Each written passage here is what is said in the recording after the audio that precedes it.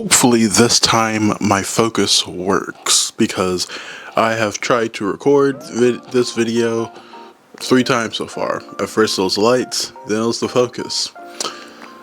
At this distance it's actually hard to tell.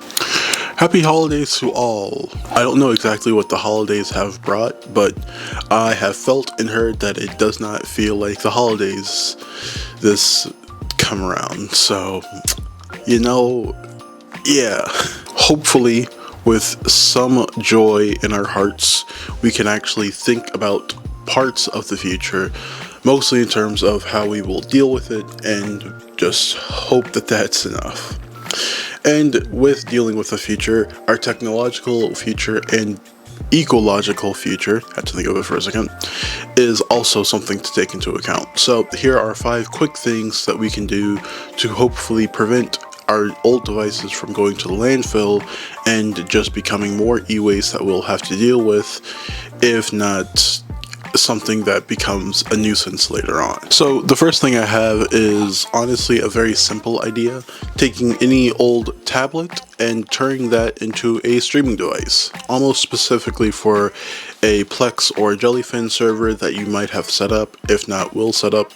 I know I will be doing so at some point in time, but that's always an option, and I think it's a great option, especially for kids who are constantly watching TikTok. I mean, put, whatever educational content you want and have them just stream it, and they probably won't know the difference. There you go.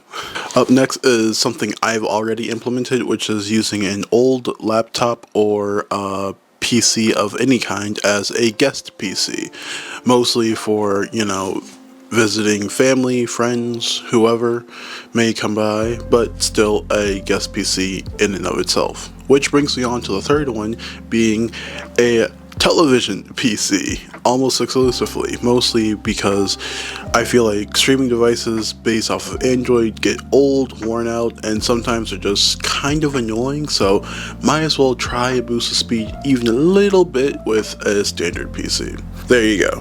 I mean, probably already done, but here's a reminder to do it before someone asks you to.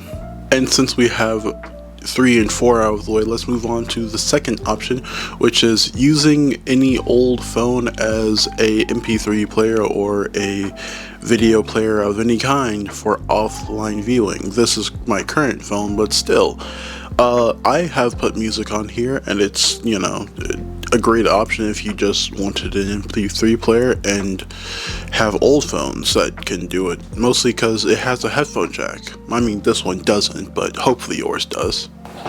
And lastly, the only thing I can really think of is to... Okay, now before something else dies on me, please don't die. And lastly, the last suggestion I do have is to just use it for parts, because I have personally gone through a bunch of old laptops and found that even the old hard drives work perfectly as external drives as soon as you buy an enclosure. That plus the RAM issue we're currently having is immaculately dull, but hey, if you have an old board, then you could just go ahead, print, buy, or set aside some materials to build a case, and hey, you have basically a desktop PC. So those are at least a few, relatively speaking, good suggestions, and a bonus is to use any super old, sadly, laptop with a DVD player, which is honestly the worst part, because how is it so old? As a offline, emergency viewing station, because DVD player, internal battery, you could probably watch movies while the power is out, and it's completely fine. Happy holidays to all who celebrate and who do not. I hope you all have a great rest of your day, and even better, new year, hopefully.